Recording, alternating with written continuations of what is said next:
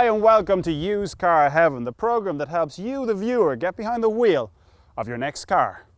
This week's lucky viewer is Tom Quinn, an insurance project manager from Manchester. With around £15,000 burning a hole in his pocket, he's after a car that will not only look the part, but will also leave him grinning from ear to ear. But if none of my three cars are quite what Tom's after, then Ian Royal will be here with another alternative. And of course, our resident car doctor Simon Hughes will be opening his surgery doors to help cure some of your motoring problems. So without further ado, let's meet this week's viewer and see what they're looking for. Hi, my name's Tom. I'm a project manager for an insurance company. I currently drive an Alfa 147 and with a budget of £15,000, I'm looking for something that's a bit more of a sporty drive. So with 15 grand, Tom has an awful lot of choice. So let's find out what our first car is. At its launch, this car was hailed as the best hot hatch on the road. Although unconventional in the looks department, its high-revving VTEC engine produces just under 200 brake horsepower, combined with a torque chassis, responsive steering at a highly competitive price. This car represents something of a performance bargain. But what will Tom think of the Honda Civic Type R? So what do you think of the ride so far then? Surprisingly good. I kind of, when I saw the car before, I thought, it's a bit of a hot hatch. If it was in black, then it's probably a little bit less understated, Yeah. But from a driving perspective, so far, fantastic. Buying a second-hand version of one of these, would you not be afraid that if someone had it before you, that's what they would be doing all the time? I imagine, I'd be amazed probably if they hadn't been. Yeah. It's not, you won't be buying one of these where it says one careful lady owner. Unless she's a nutcase. Yeah, well, most of them are, Say nothing. I can say that, I'm the guest. Yes, absolutely. Say nothing. Despite only being launched in late 2001, the Type R is already a firm favourite with driving enthusiasts. And by combining practicality and performance, it is a car that can also be used to ferry the kids to and from school. Powering the R is a 2-litre version of Honda's legendary VTEC engine. With 200 brake horsepower on tap, the R will get you to 60 in 6.5 seconds and go to a top speed of around 140 miles per hour. There are so many reasons why the Type R is the perfect car for Tom. It's fast, it's reliable, it's practical, and like most Hondas, it will run and run. Apart from having only 3 doors and the fact you have to work the VTEC engine extremely hard to get performance out of it, there aren't many things wrong with it. That is, of course, if you can ignore the Group 17 insurance. But where the real problem lies is trying to find second-hand models. As the car's only been on the market for a couple of years, used models are quite scarce, although they are beginning to filter through.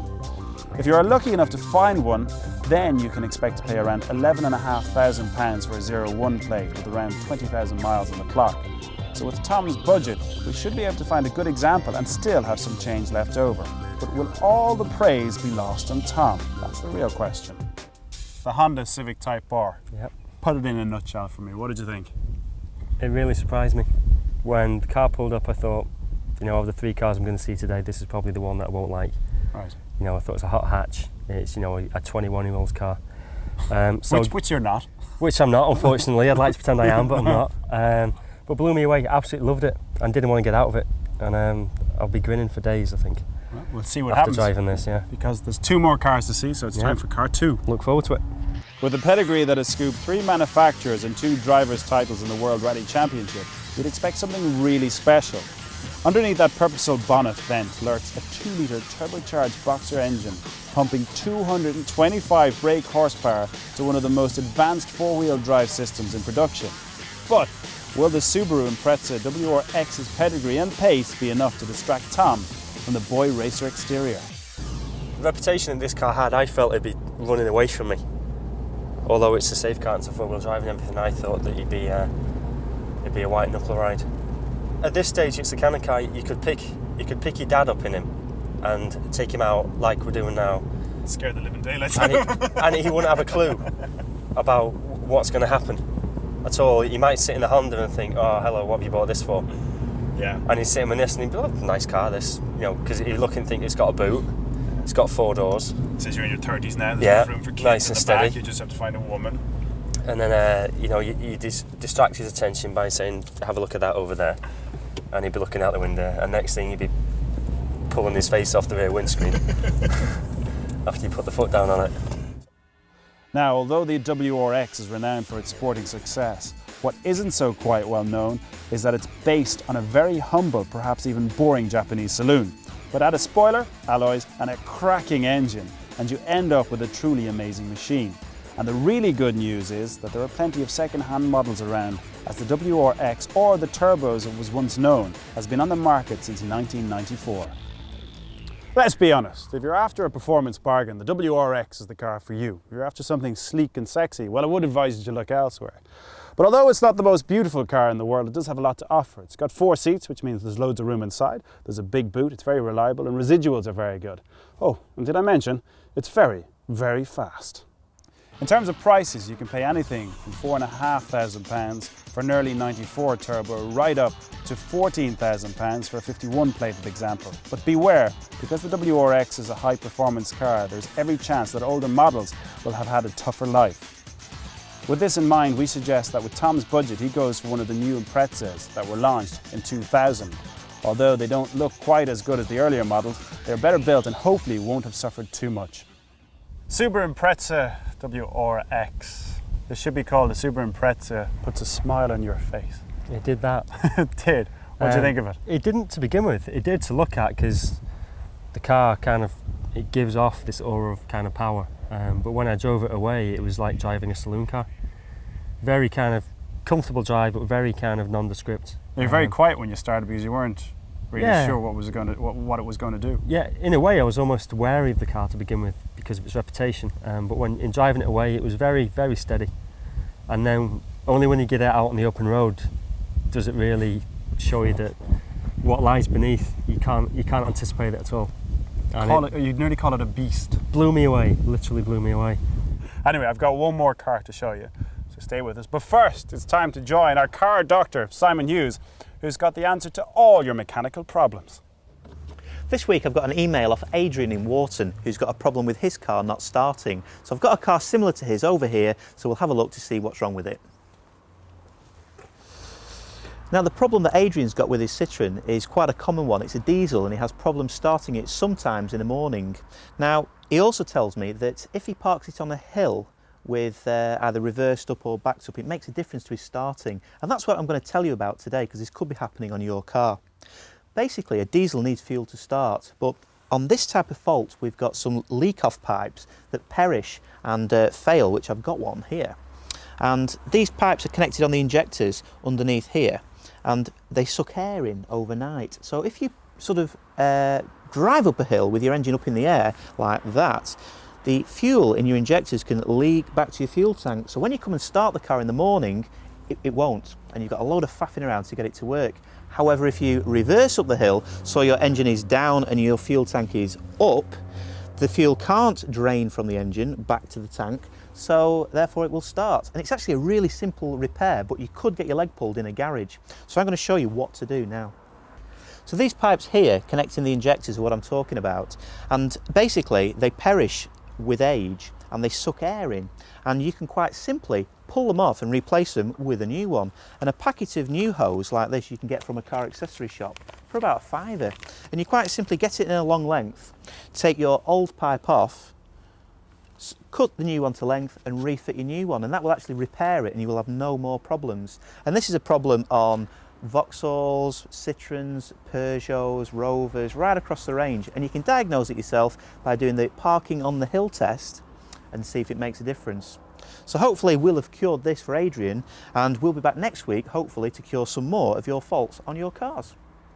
Well, Tom's already been out in the Honda Civic Type R and the Subaru Impreza WRX, and I've got one more car for him to have a look at. So make sure you join me after the break to see which one Tom will choose. And if you've taken a fancy to any of these, we'll be telling you what you should look out for if you're going out to buy one.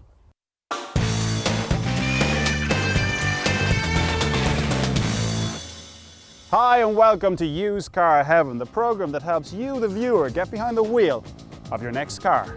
This week's lucky viewer is Tom Quinn. He's after a car that will not only look the part, but will also leave him grinning from ear to ear. When this brand appeared back in 1990, plenty of people thought the Japanese were crazy for building a car to challenge Mercedes and BMW. But nearly 14 years on, they're still at it. With rear-wheel drive, 6 cylinders and a 6-speed gearbox, This car was designed to appeal to the driving enthusiast and steal sales from the mighty BMW 3 Series. But will the quirky, overstyled Lexus IS200 Sport have the performance to make Tom part with his hard-earned cash? When I saw this car first, and alongside the other two, I thought this was the car, this was the one that looked the most impressive. It looked a classy car. You know, driving a car today is not all about driving a car down a country lane. Yeah. You have to drive a car to work, you have to drive your car in a traffic jam, you have to drive your car on a motorway. And at this stage, this will be the car for all those different purposes, definitely.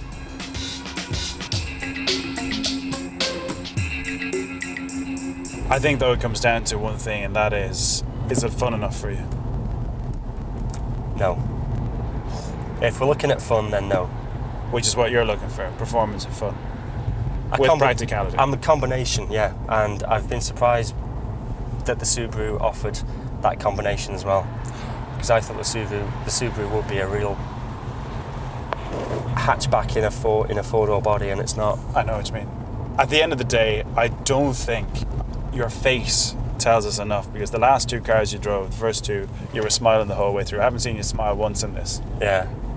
Apart from when you said you could drive all the way to London, but you weren't really smiling. Yeah, well, yeah, this car hasn't blown me away. It's not given me anything that you wouldn't find in several other cars, really. It's nice, it's a nice car.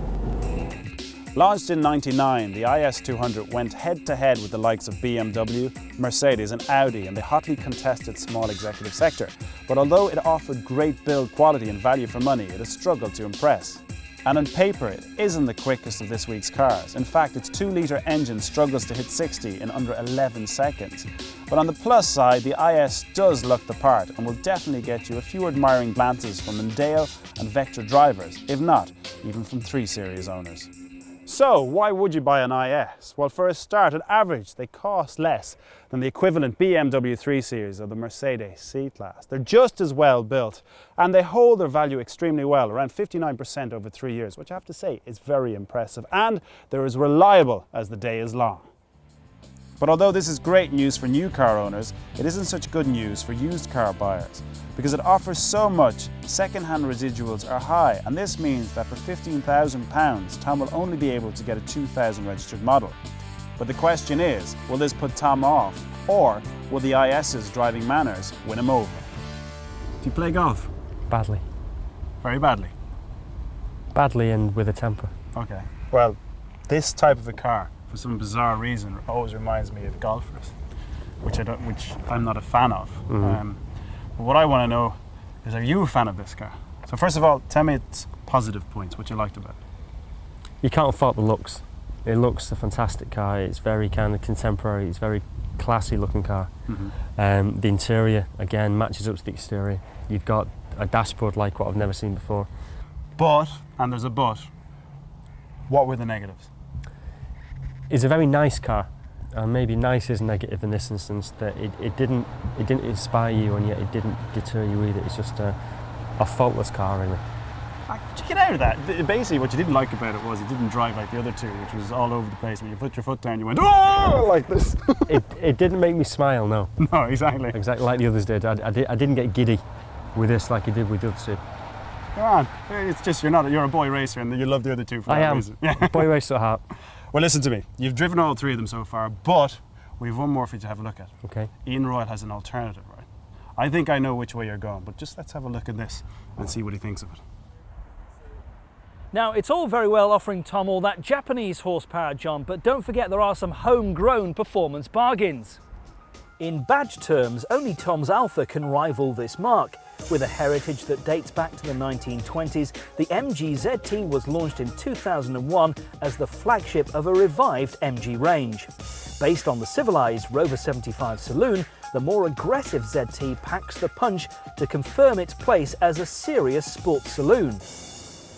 The model we have here is the ZT190. Its 2.5-litre V6 engine produces 190 brake horsepower, enough to propel it to 60 in under 8 seconds and onto a top speed of 140 miles an hour.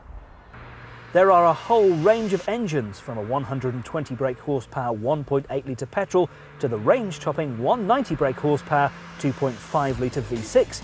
There's even a performance diesel ZT. For extra practicality, MG sell a touring model. By the way, that's estate for the rest of us. And for those who think 190 brake horsepower is a bit wimpy, a rear-wheel drive V8 engine ZT is released in the coming months.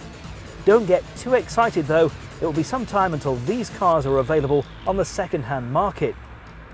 Now we thought Tom would probably like more power, so that's why we've chosen out this 2.5 litre V6. This is the MG ZT 190 brake horsepower, so there is plenty of poke there. 0 to 60 time is under 8 seconds, top speed of 140 miles an hour, and it sounds pretty good. I like the slightly meaty exhaust note that comes from the rear of the car. It sounds quite smart. Slick 5-speed gearbox. It's a very comfortable car to drive.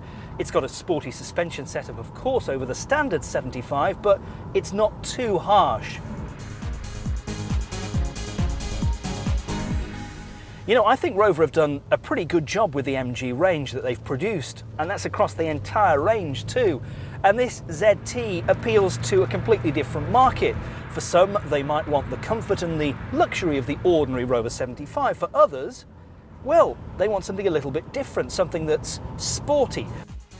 ZT prices range from just over £7,500 for an early 2.5 litre petrol 160 to £14,500 for a 2002 190 brake horsepower 2.5 litre V6 like we're driving here. So Tom's £15,000 should get him one of the best. The ZT is definitely a car for traditionalists, a great British badge worn by one of the few true British cars around these days, sad to say. If it was my £15,000, I know what I'd be spending it on, but it's not. So let's see what Tom thinks of the ZT.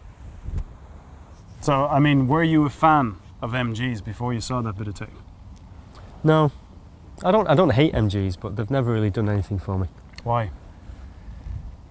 MG for me is the little old two-seater you had in the 70s that used to rust and fall apart that you saw driving around. So for me, the MG mark always kind of, means that. And then Rover is always, for me, again, growing up, a big old car. Mm-hmm. And this is some kind of combination of the two, but for me, it's just... It ain't working for you. It's a Rover on steroids. So we can scratch that one. You're not interested in the Rover or the MG? Not compared to the three we had this morning, no. All right, well, you've driven the three of them. You've gotten into them, you've gotten out of them, you've done pretty much everything else with them. Now, what I want you to do is make the decision and see which one comes out on top. It won't be an easy one. Well, which one will it be?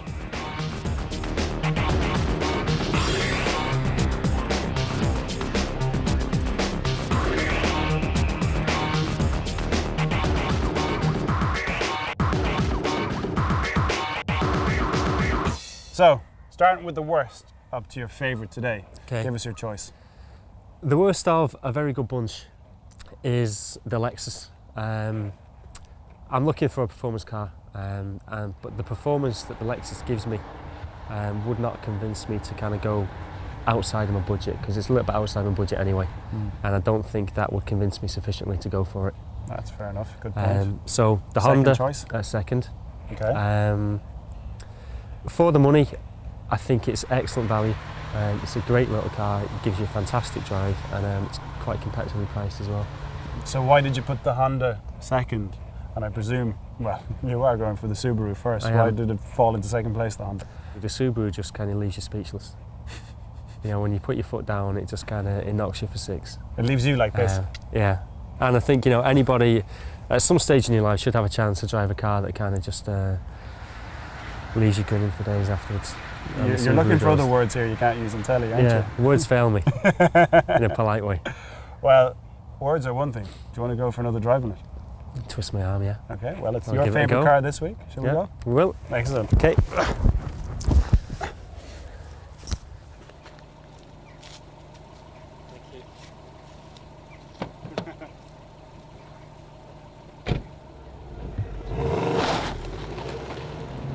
Tell me why you like it so much.